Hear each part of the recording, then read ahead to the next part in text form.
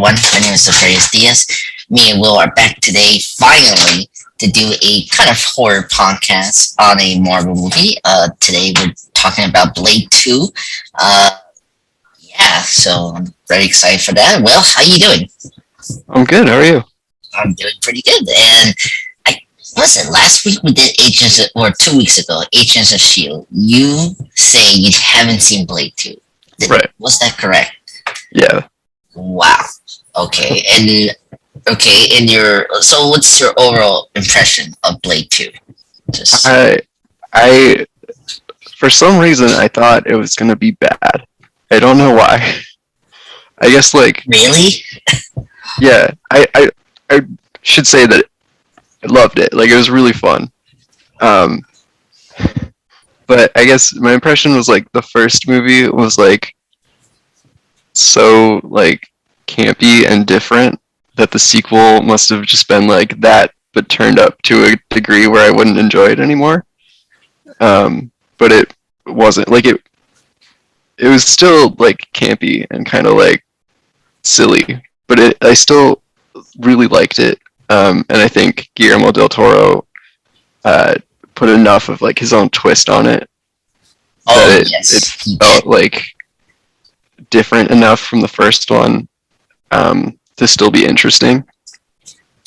Yes.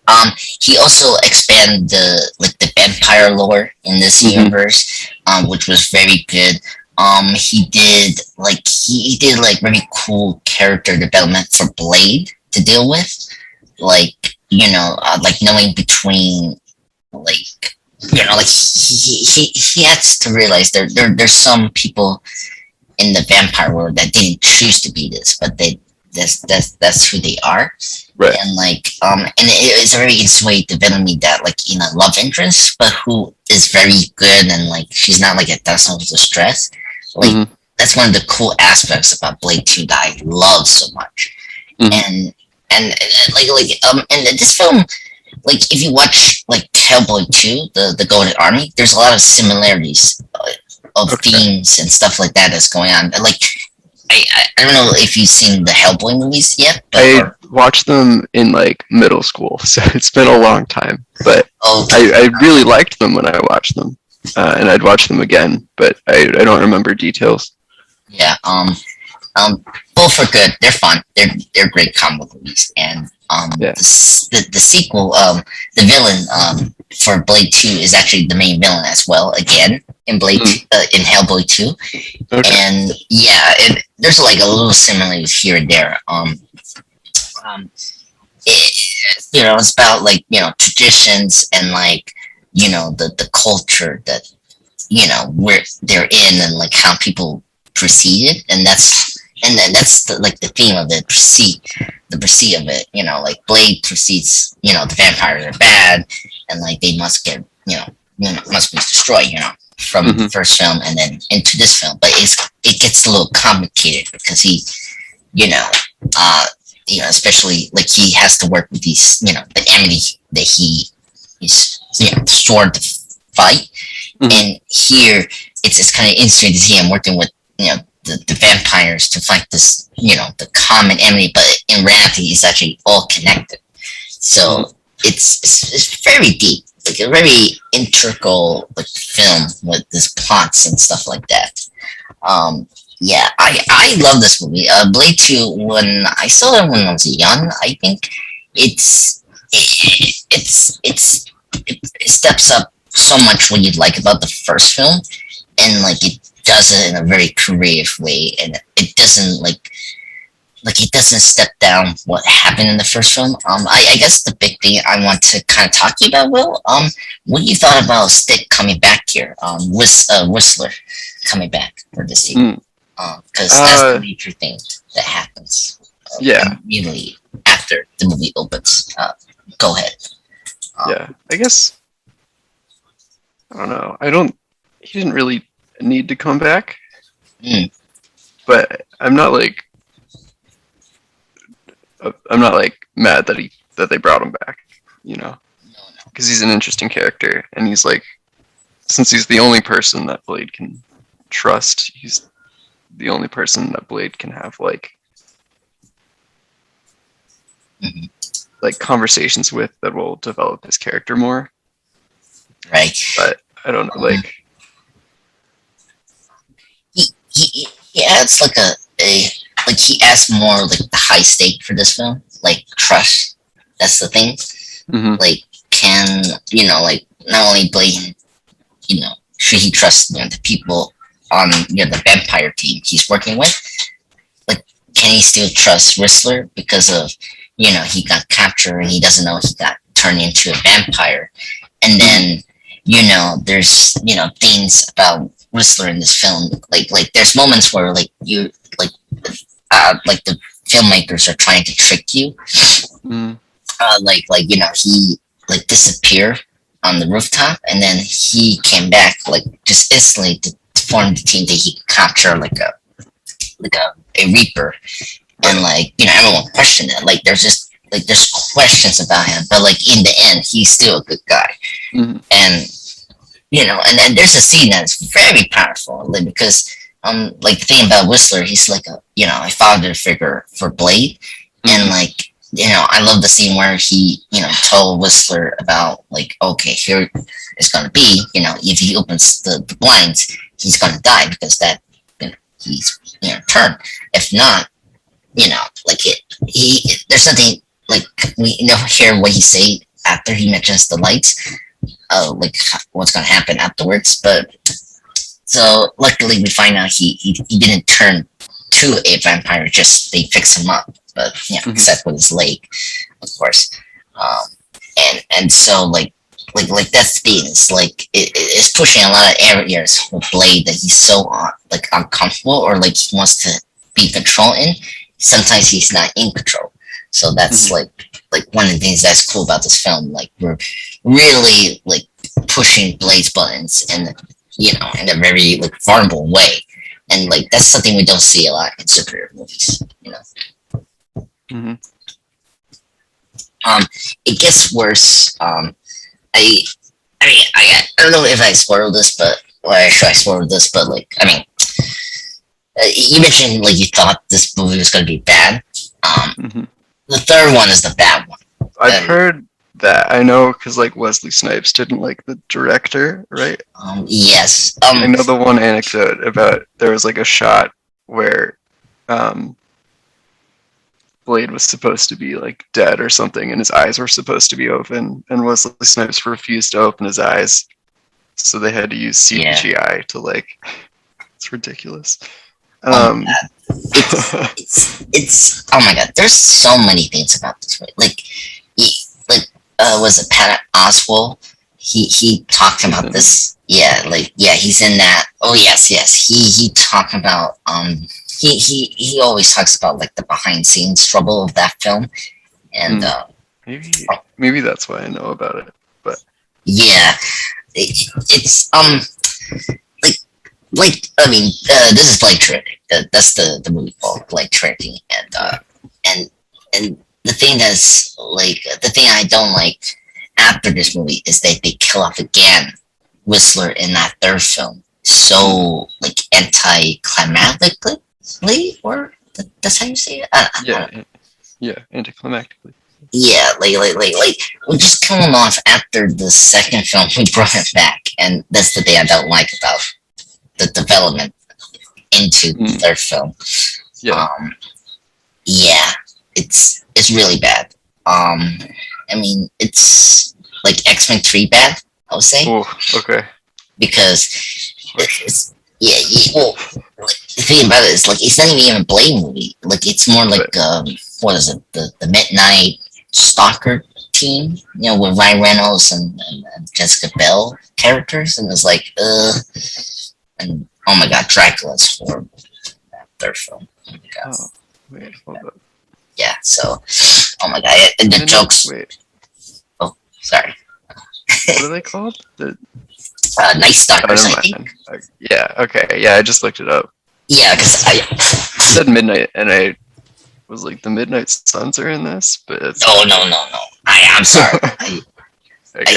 I Yeah. totally Okay. forgot about their name. Yeah. Yeah. No, that's fine. Yeah.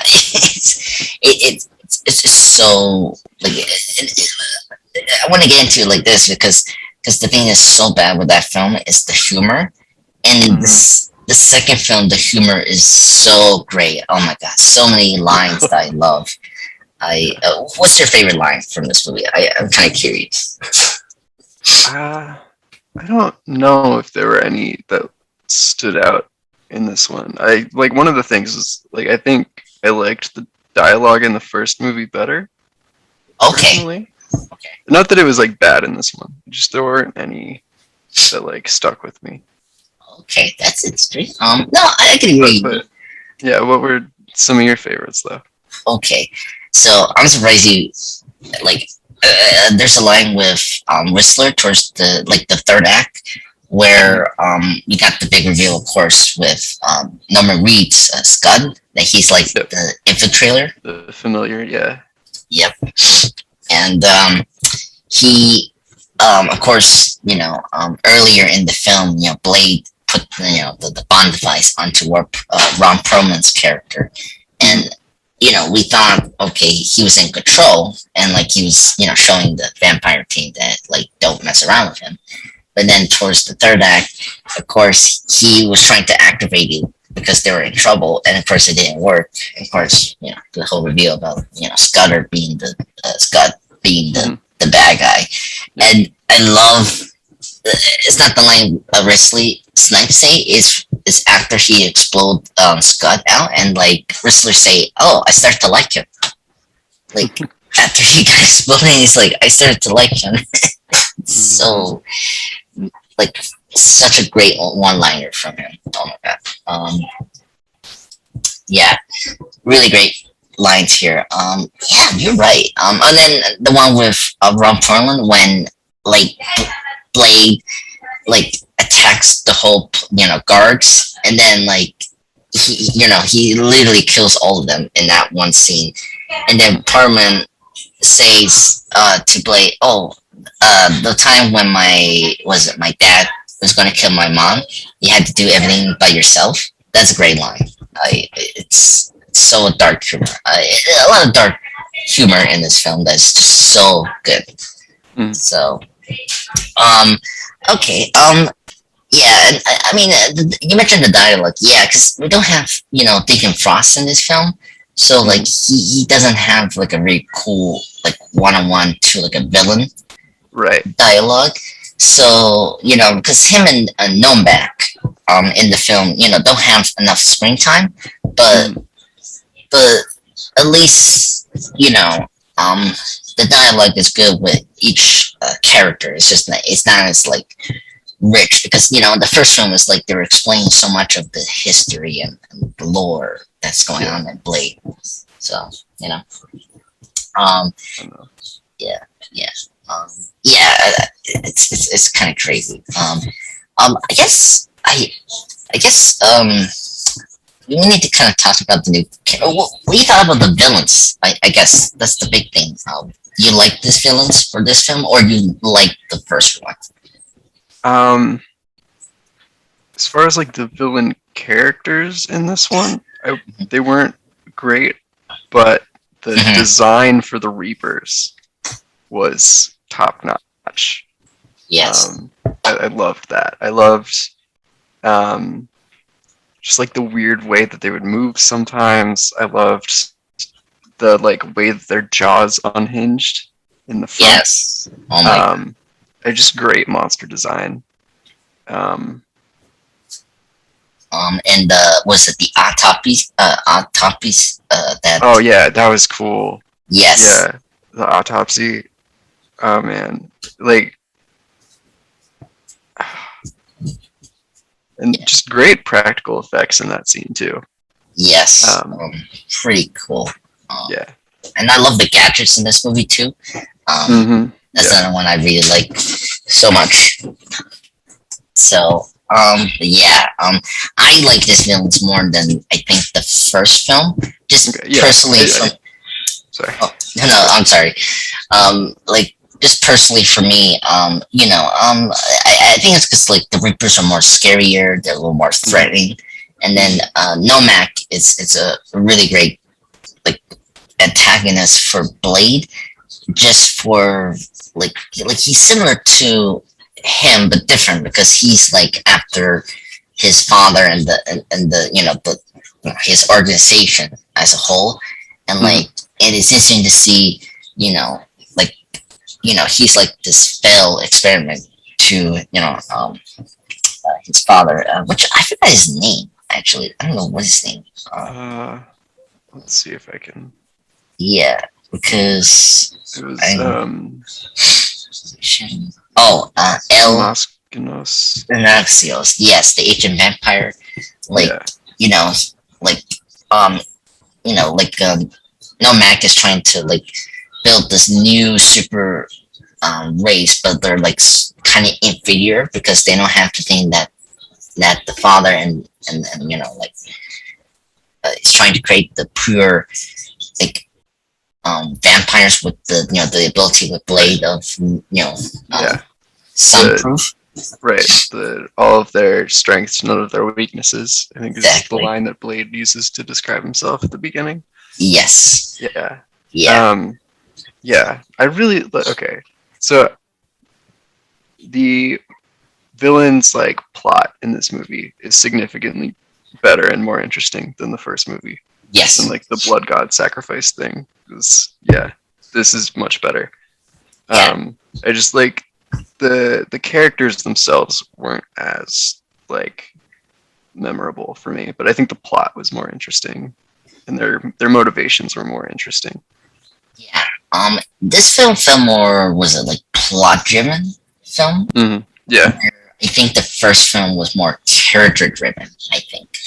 Because when I was rewatching this film, for this podcast, I was like, okay, so this film feels more plot driven, where this first film was more plot driven because we were dealing a lot with Blade in that film. Like, not only, Deacon Frost was the one that, he by his mom or right. whatever happened in that first film. Like, he, also his mom is back in that film and she's a vampire, like there's a lot of things going on with that film. Yeah, the fight was a lot more personal in the first one. Yeah, exactly. Where, the second film is, much more, plot driven. It's much more like, it's like, all right, we already established what Blake, who he is, what the universe is.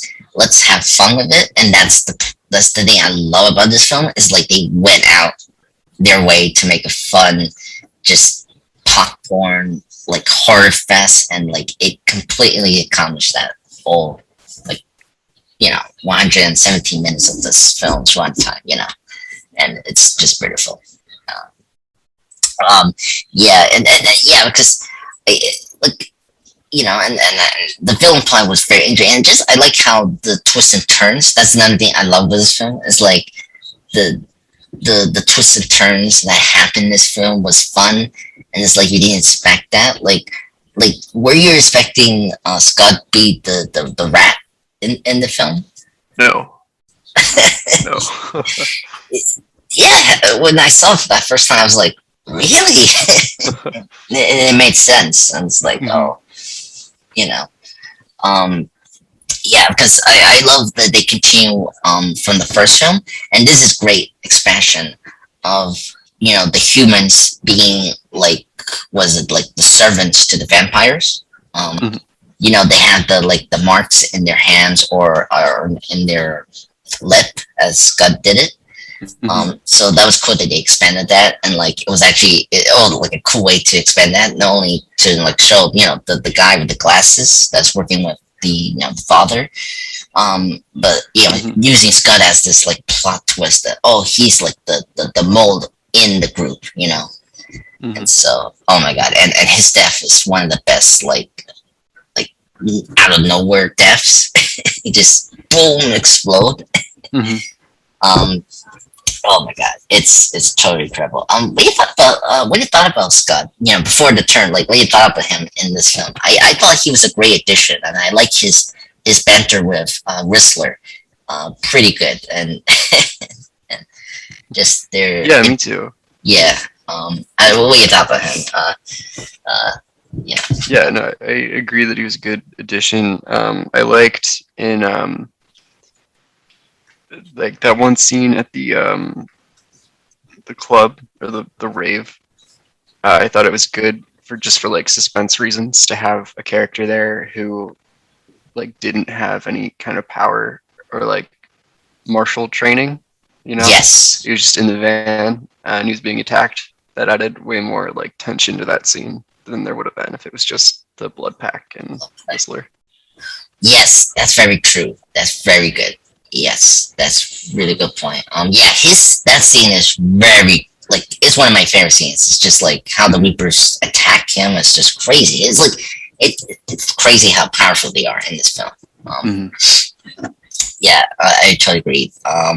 Yeah, and he's I love his scene where he was like watching Powerpuff Girls in the like Yep. in the TV.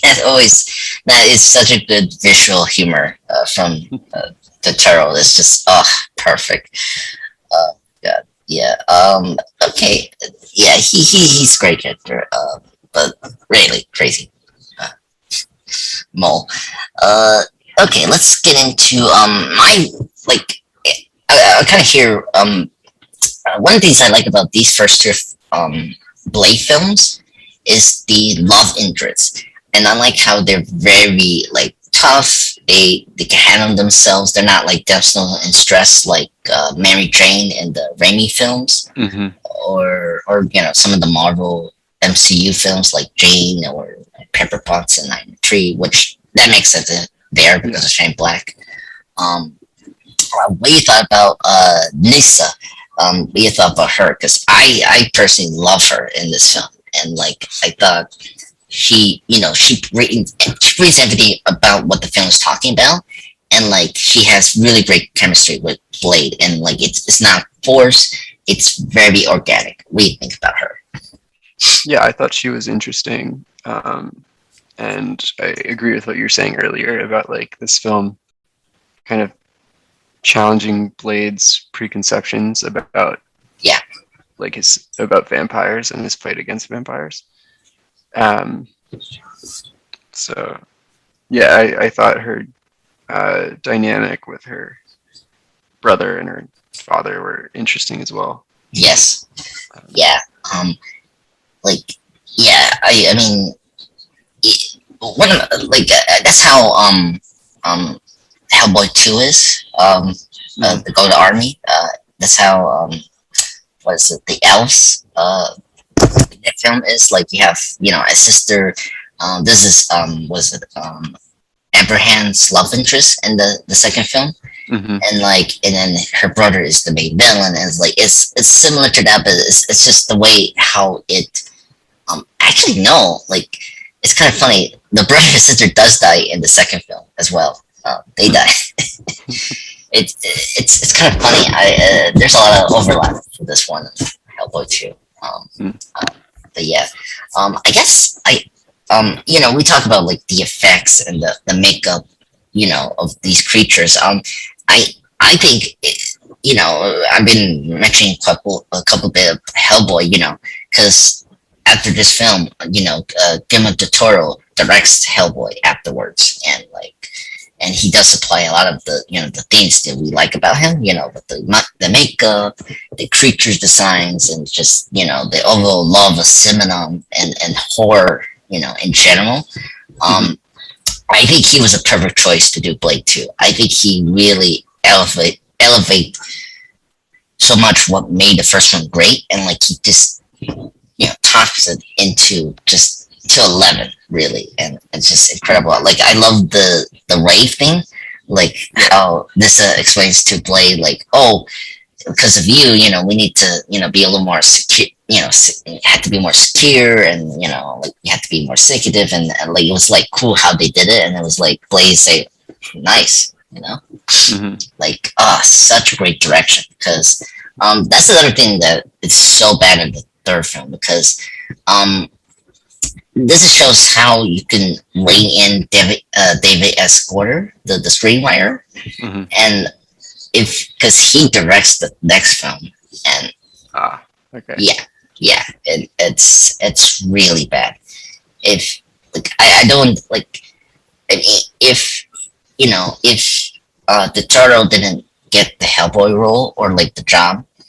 Like I think it'd be nice that he came back for the third film, but like of course he went for that, which is good because that's the project he wanted to do. Um, I don't know why the studio let Darius Gord direct the film. I mean, because he's like a hit and miss writer for me. Yeah. And just here, the turtle like does a good job of like making the dialogue acceptable and like it makes sense and it's not cringy sometimes. So like it's good, and that's something that's like unfortunately the problem with the third film is that Darius Gore is doing all this. He's writing the screenplay and he's also directing, and like it's really awful because he does a lot of like cringy stuff in the third film. Oh my god, I cannot like, say this in this podcast. It's just really awful. Oh my god. Yeah, it's really awful, and I disappointing how the third film is. I'm really happy that this film gave the Toro like into Hollywood, and I really appreciate about this film. It's because it got him into like the Hollywood system and stuff like that. And I guess what's like your favorite scene from this film? I'm kind of curious. Favorite scene. I really liked the action in the when they were in like the sewer system or the Yes, it's really impressive. Yeah. It's cool like fight choreography. I thought the like sunshine bombs were cool. Yes. And used well. There's a good like balance of tension as they were trying to escape, and everyone was like betraying each other. Yeah. Yeah. Yeah. The plan was in formation when they got into that sewers. Yep. Yeah. I agree. It's really great attention. It has one of my favorite Blade lines. Like he say, "Oh, you don't know who you're, effing with." Like that's one of my favorite lines for him. When he start going to detonate the whole sewers with the the UV bombs. Yeah. So it's pretty like it's one of the most funny like one-liners from Blade and Snipes. Oh yes. Okay, that's pretty cool. Yeah, great scene. Speaking of the cinematography, it's great in this film. I love the cinematography in this film. Very like orange, blues, and a lot of reds. It's just very like it's very European like feel to that film. Because because the first film you feel like it was like American like feel. Here like with the cinematography from Gabriel Bernstein, he brings a lot of like Hammer horror and like Cronenberg kind of feel to it, with the shade of blues and reds and the orange and browns. It's very poppy, it gives it that comic book look to it. My favorite scene, and I get into my scene. My favorite scene is Blade getting recharged from the blood pool, and and of course Rob Palmer is there, and like every like security guard from that building is coming, and they're gonna attack Blade. And oh my god, that whole scene is amazing. Just him killing I was just rewatching it and then watching a clip of that scene. It's like crazy to hear like every security guard getting their bones getting broken because Blake has super strength. And then the way in the last part when he grabs the last guard and like he does this and like he casts him upside down and he does the sumo like wrestler move, and it's oh my god, that scene is so crazy. Oh my god, one of the best. Like the first one he does that as well, and it was like a one like singular shot. Here is just again, but much more like oh my god, just what is happening here? It's just one of my favorite scenes ever. And the sun goes with that in that scene as well is also great because it adds the oh my god the craziness that scene. Oh my god, love that scene so much. But yeah, and I guess I kind of want to go into like nitpicks. Like, do you have like any nitpicks or like something that didn't work in this film? Like, I'm kind of curious to hear that from you, Will. I mean, I mentioned not liking some of the dialogue as much as the first film, and there's one scene in particular where Blade and Nomak are fighting, Yeah, and Nomak just keeps saying some variation of like, "We want the same thing," or like, "The enemy of my enemy is my friend," and he just says that like over and over again. And I was like, I got it the first time. You don't need to say it throughout this entire scene. yeah, that's weird. Yeah. Yeah,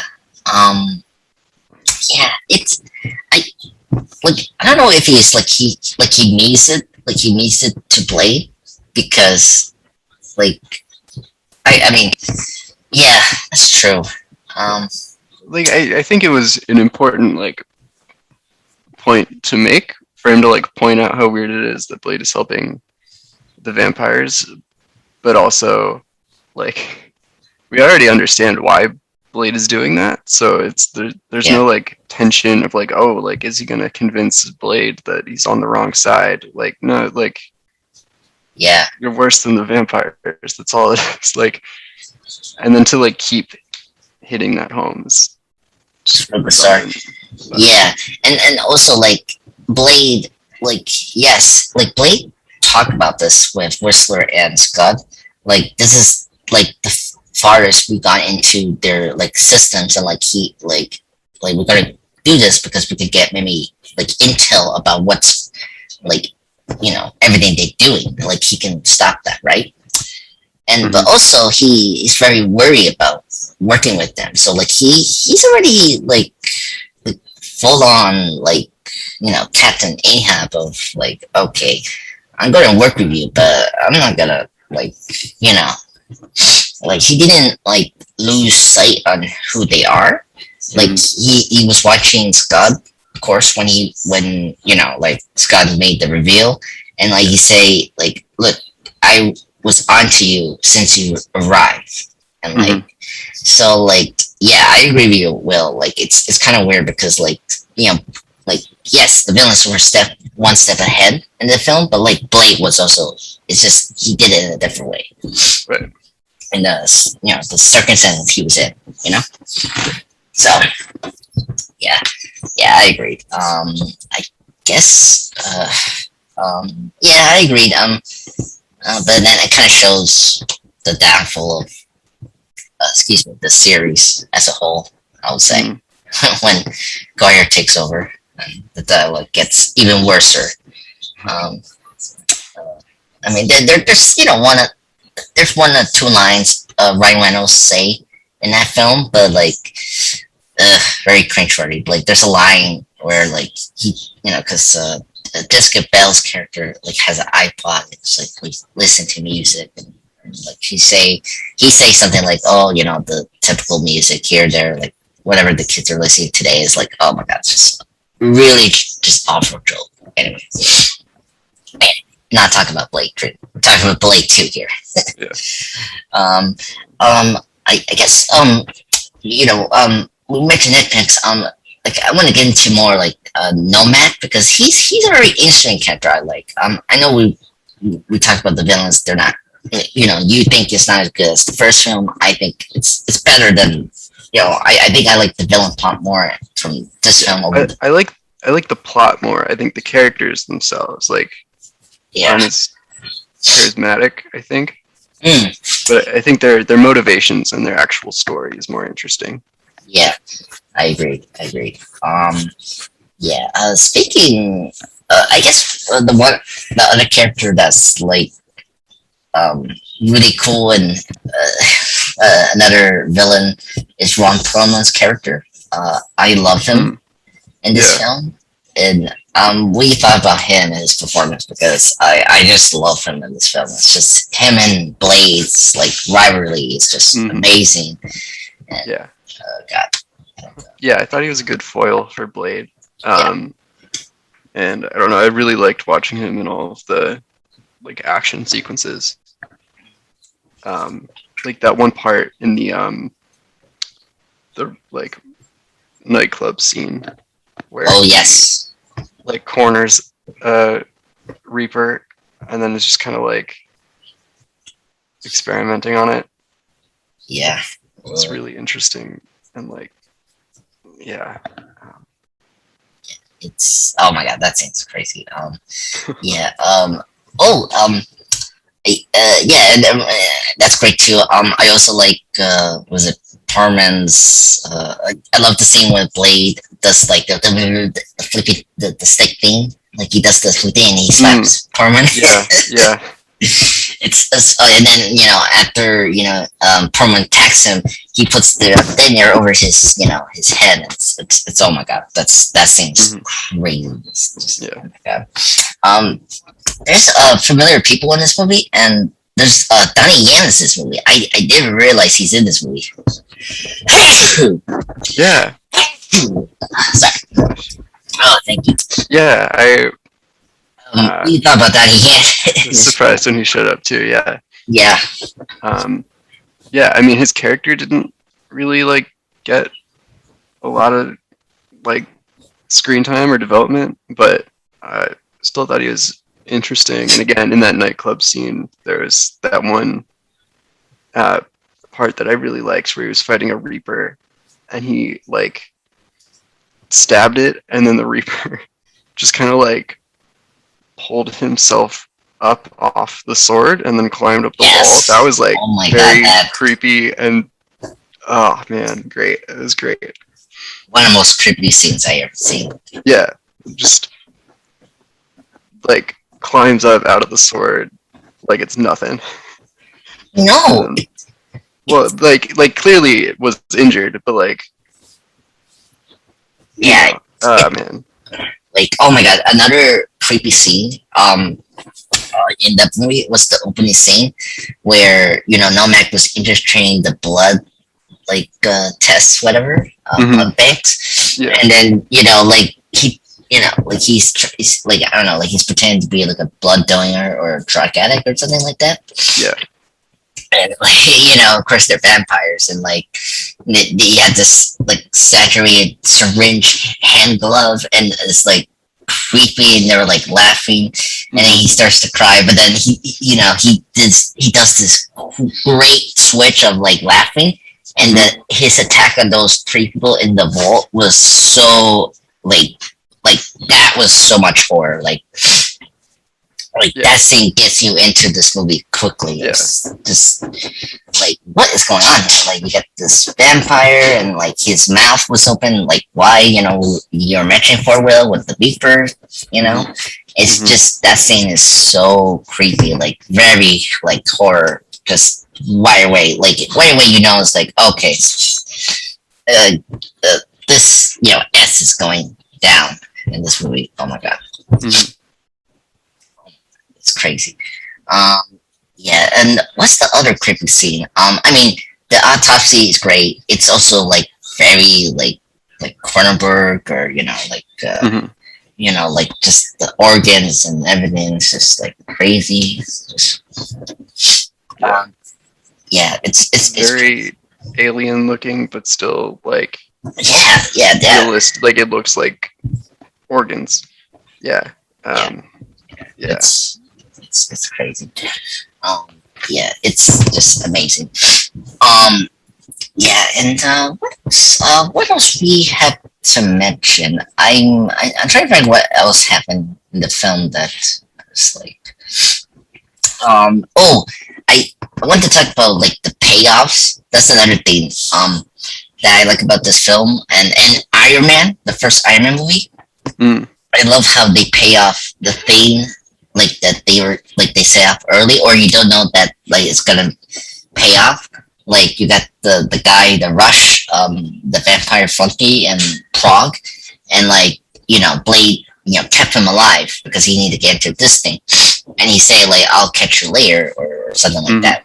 Yeah. And then he gets him towards the end of the movie. That's like the end of the film, and that was pretty cool. Like great payoff. And then, oh my god, yes, like it's like, are these girls are real? I don't know. I mean, and then he gets in and it's like, oh, he was picking the girls, and then like Blade is in it, and it's like, oh, I told you I was not gonna figure you, and then he just cuts him to half, and oh my god, cut. The film ends. Oh my god. That was good.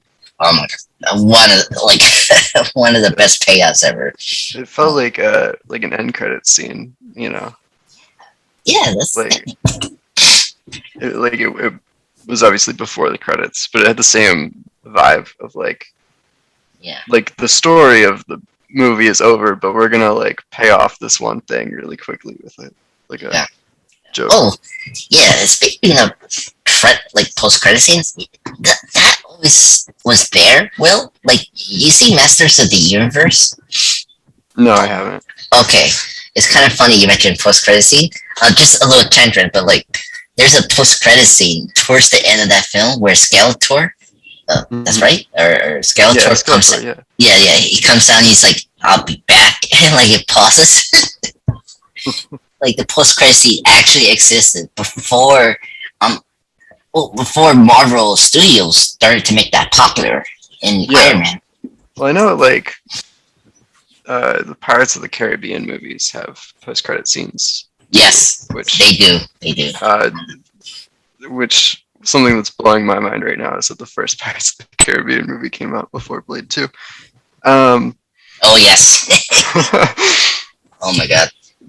Oh my god, that's so true. Yeah. And X-Men 3, The Last Stand. That was another one that I didn't know that had like the post-credit scene. Yep. With, what was it? Yeah, I think it's been a thing for a while. Yeah. But yeah, Marvel definitely like popularized it. Yeah, and made sure people weren't leaving until a movie was over. Yeah. Yeah. Crazy. Yeah. I mean, if they end the scene when Lissa die and stuff like that, and then they made that as a post credit scene, that would be the best post credit scene ever in my life. Yeah, that'd be good. Yeah. Oh my god. What else? We need to talk about. We can talk about the Blood Pack, I guess. They were cool. I mean. Yeah, I think some of them were more interesting than others, but I think overall they were a good addition. Yeah. This is also like this film is a horror movie. It's not too much like a superhero film. There's a horror trope that is in this film that's kind of ridiculous. Was it one of the Yeah, when the guy gets bitten. Yes. Yep. It does seem. How? First off, you need to get help because you don't know you're going to be affected. Right. And he just it's one of his lovers or whatever the girl is attracted to him. Mm-hmm. He was telling the ruins of why you don't want to tell her, and you could easily help them provide some evidence and information about the Reapers more, right? Yeah. That was the part I was like, oh my god, you were speaking how you didn't like some of the dialogue. That part I did not like. I think. Yeah. Definitely a nitpick. Yeah. Yeah. Yeah. Oh my god. Yeah. That when that. What happened, did you think was gonna happen? Yeah. I don't know. All right. Yeah. No, I guess he didn't know he was going to turn, right? Because we didn't know. No, but they already knew that though. They knew that. Okay. Yeah. Oh yeah. So the whole thing was that they those things, if they bit you, would turn vampires into Reapers. No, you're right. Never mind. I still hate that. I was like, oh my god, that's crazy. Yeah. Oh my god. Yeah, this film. Anyway. What else? Is there anything else we have to discuss? Will, Um, trying to figure it out. I guess I remembered a line that I liked. Okay, tell me. Uh, there was one part where someone was talking to Nomak, and they're like, "Oh, is this like a good news, bad news situation?" And Nomak was like, "Yeah, good news for us, bad news for you." I thought that was like a good turn of phrase. Yes. Uh, but I don't know. The first movie has my favorite line in just like any action movie, so I guess it's unfair to compare it to that. No, no. Well, nothing beats was it the Ice Hill? Yeah, yeah, Yeah, that's the best line yeah, in any action movie. yeah. I know. Yeah, yeah. I agree with you. Yeah. Just yeah. This one has just like a lot of visual humor that I like. Yeah, Um, yeah. well, I guess the thing I like from the Perlman and Blade rivalry is like, was it like Perlman had like the was it the light gun for the shotgun? Like it targets like long range. Yeah. He was aiming at Blade, and then of course Blade, like the Blade, Blade is not noticing it, but like he does notice, and like he puts it as well to him, and it's like, oh my god, Yeah, so funny. good. Oh my god. One of those funny like, visual gags. Oh my god. What else? Oh my god. There was a lot of visual gags here that was funny. Yeah, anyway. But what else?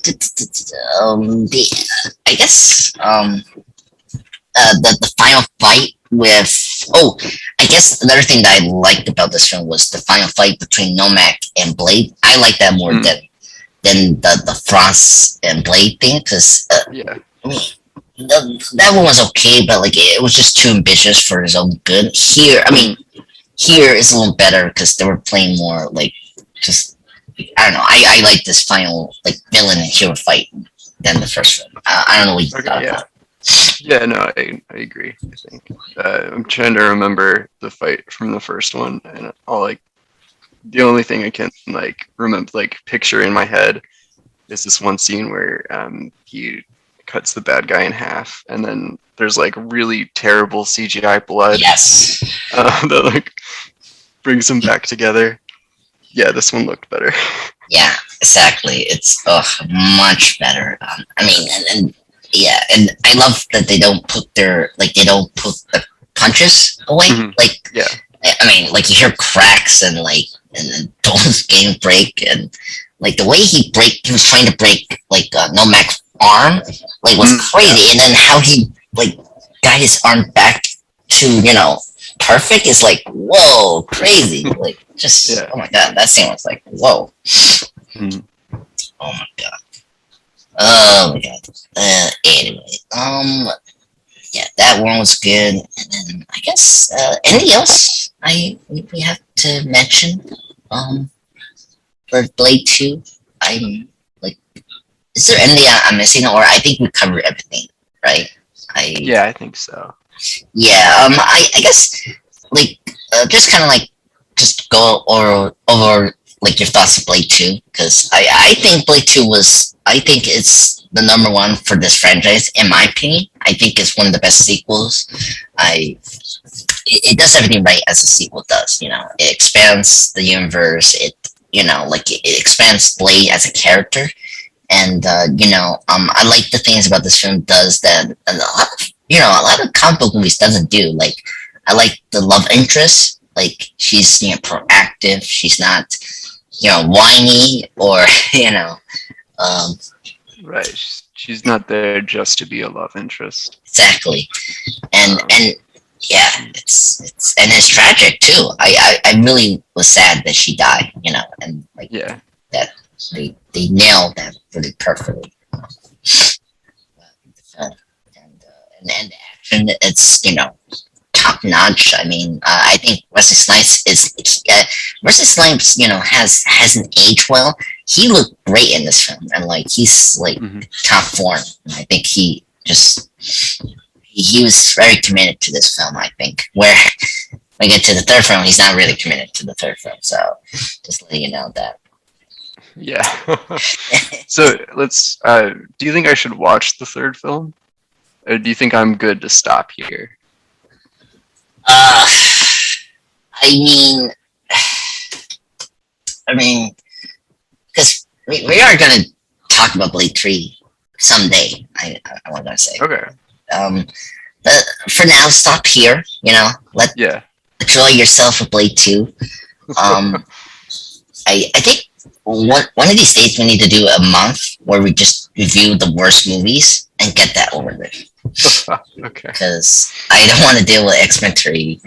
I don't want to deal with Spider-Man 3. Amazing Spider-Man 2. I mean, that's okay. But Fantastic. Okay. Four. Yeah. Oh yeah. Oh, I don't want to watch Fantastic Four. Oh my god, we need to discuss the madness of that film. Anyway, we'll do it when it's like an anniversary for that film, and then we'll discuss that. And that's it. I think we could do that. Yeah. I guess I will tell you it's not like a third bad film like X-Men 3. Like it's like enjoyable. Like it's like it's in the middle between X-Men 3 and Spider-Man 2. Like there's good things about the film, but the problem is, it's executed really badly, and so the bad outweighs the good sometimes with that film. Where I don't like X-Men 3 because it's if you're a big fan of Cyclops or Professor X, they killed him off. That's really awful. And the jokes don't land in X-Men 3 Last Stand. It's very tone deaf in that. Where, Blade 3, Blade Trinity, it's a horror movie, but it has that B horror slot thing going in that film. And it feels like a Venom. It's kind of like Venom, what Venom is trying to be, but it's not. Okay. Yeah. For now, just stop right now, and then I'll tell you to go and see Blade Trinity for your curiosity. I'll say. Okay. Yeah. Really, it's kind of funny. I mentioned Fantastic Four. It's like that. It's X-Men 3 mixed with Fantastic Four, where it began a very innocent and very great idea, but then it turned into this very messy and production behind scenes drama. As you heard before, Wesley Snipes was not going well with the director because of whatever. It's never been clear why he was so acting up, but I mean, whatever, and then stuff like that, and he wasn't good with the cast members like Reynolds and stuff like that. It's just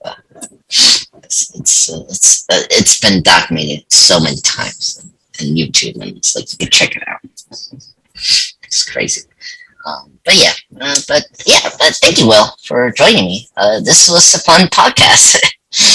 Yeah, thank you. Yeah, it was fun. Yeah, I was shocked when you say you didn't see this one. I was like, okay, this is going to be a fun podcast. And, I'm very happy, and I think we say more than the first film because this one had a lot more. The thing I like about this film is there was a lot going on with this film. Mm-hmm. Yeah. Emotionally, and just they jam pack everything. That's why I love it. It's just so many things. Yeah. So with this say, do you want to choose a topic for next Sunday? Not this Sunday coming up, next Sunday for a podcast, before Hawkeye is coming back or coming soon,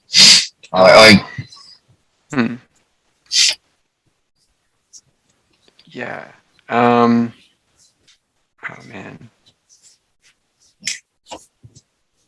I don't know what I would pick.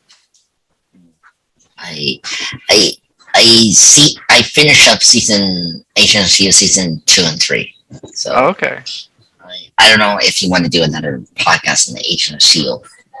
Yeah, we Could do that. I don't think I'm gonna have time to rewatch the seasons, but I can read up on it again, and then we can talk about it. Okay. Well, we just do season 2 because I think it'd be better to do a season podcast. You know. Yeah, yeah, we can do that. Yeah. Okay. So let's do Agent season 2, and then afterwards you can maybe we could come up with a topic together afterwards.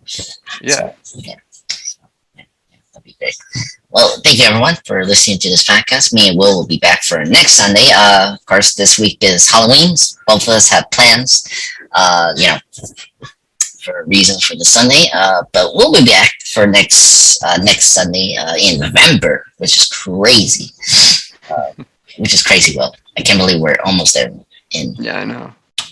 It's crazy. So, oh my god. I'm happy to get a turkey finally. Good. So thank you everyone for joining this podcast. Me will be back. Of course, hit the subscribe button. We'll see you guys later.